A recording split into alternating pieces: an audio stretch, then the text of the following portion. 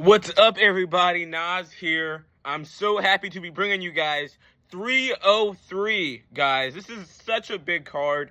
It's been through so much, seeing how at first it was Conor McGregor taking on Michael Chandler in the T-Mobile Arena in Las Vegas, Nevada. Okay, great arena, great setting. It was going to be a great card. And Conor ended up pulling out. And Alex Pereira and Yuri Prochazka stepped up again. The second time they've done this, they stepped up at 300. I'm pretty sure they stepped up at 298 or 297 as well, and now they're stepping up again at 303. Alex Pereira is crazy for this in a sense of taking a short notice fight in general is a big risk, but doing it as a champion, a short notice fight when you were just on a media tour in Australia, it's crazy. It's crazy. So I'm hoping that he's been training enough to where he can still go out there and be the best he can be. Because he was just on a media tour. He's coming off of a big win off of Jamal Hill. So he's just kind of been living. But he got that call. Yuri actually got the call a week before Alex did. But, guys, let's not get too deep into that. Let's start off with the first fight on the main card. This is a really good fight, a great fight to start off the card. We see Ian Machado Garry taking on Michael Venom Page, guys.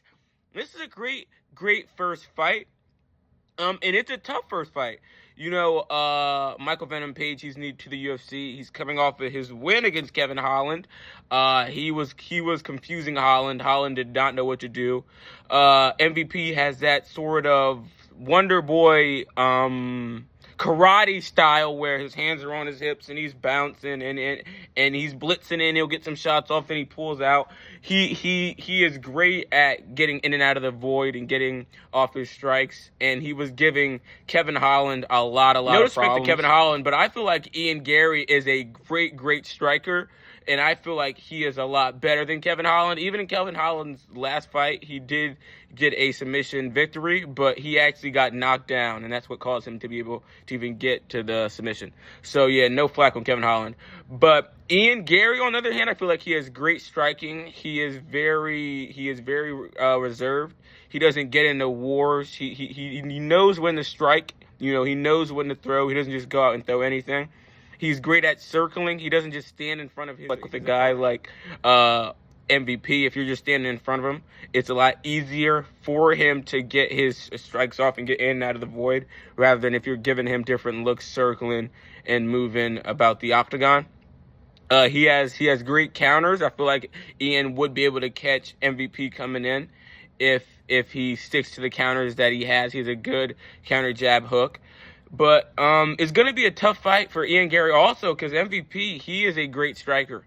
And I feel like his style might give Ian problems early. And with this being a 3-rounder, I don't know if Ian will be able to adjust to MVP's style early enough, or will MVP be able to get his blitzing combinations off and win a 3-round decision. This fight can go either way, guys. It's going to be really good. In my opinion, I have Ian Garry. Let me know who you guys have in the comments, guys.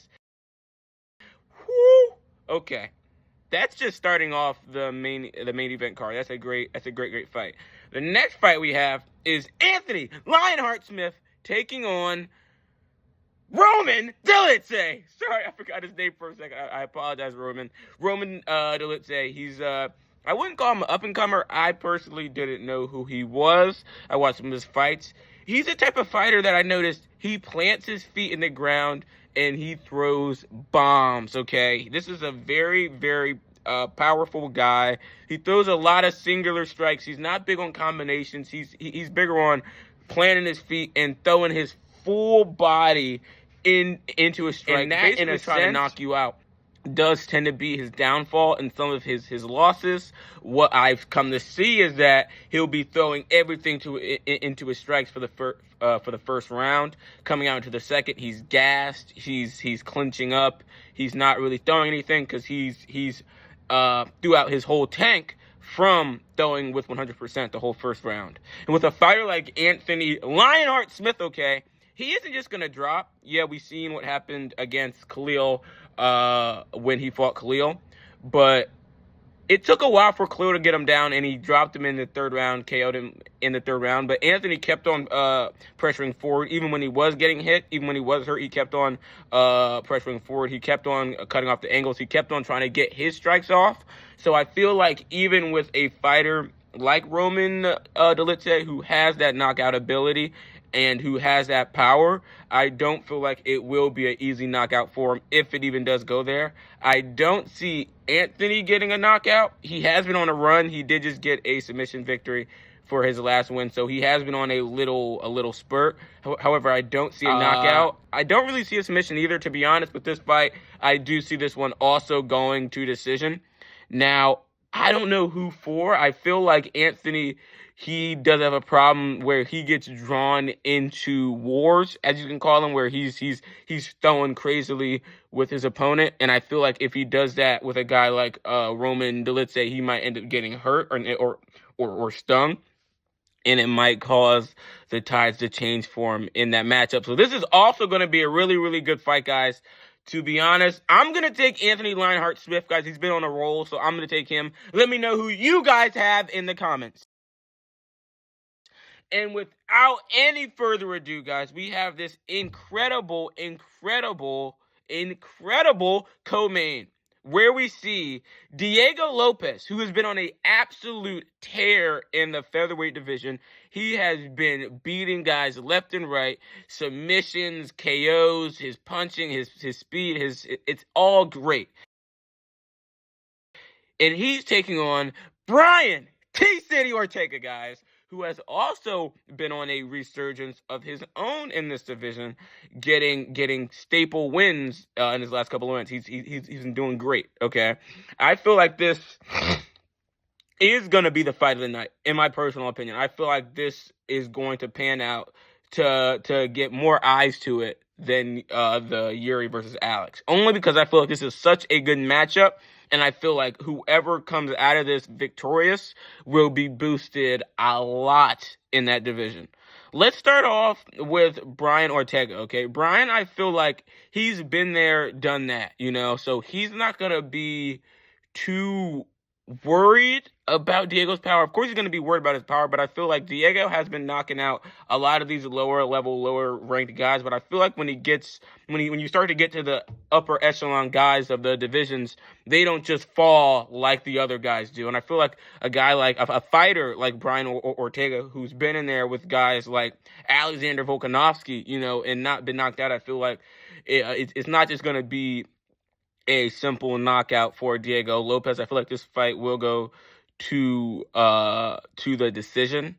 Now, I say this, however, you always got to give a fighter a puncher's chance, especially with a fighter like Diego Lopes. But I feel like if Brian Ortega, if he can get his counters off good, and if he can keep distance with his kicks and with his jab, and try to circle out and not stand right in front of Diego and try to stand and bang with Diego, I feel like if he tries to go that different route and kind of make it a range-based game, he will have a chance. And Diego has great jiu-jitsu. He's actually Alexa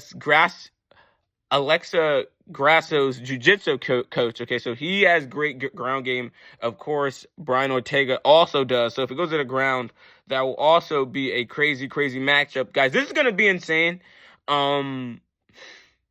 I do see a knockout maybe happening. I feel like if Diego's able to draw Brian into a crazy war and some big combinations happen, I do feel maybe Diego can hurt Brian. I don't know. This is going to be a crazy fight.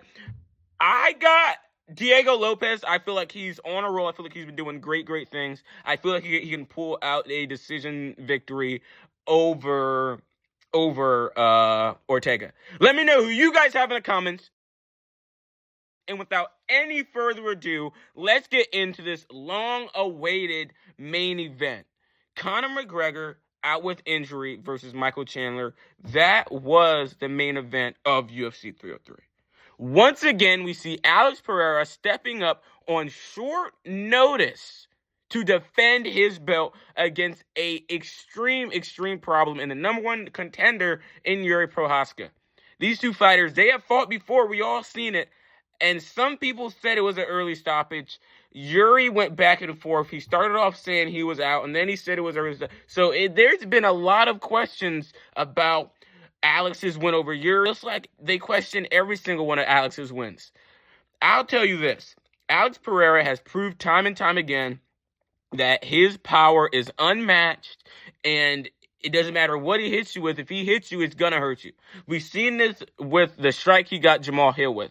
It wasn't even a hook. It was from a very jagged angle, just kind of pushing up. Not a lot of like momentum to it, and it dag near flatline Jamal Hill. Right? So Alex Pereira has proved time and time again his power is something crazy.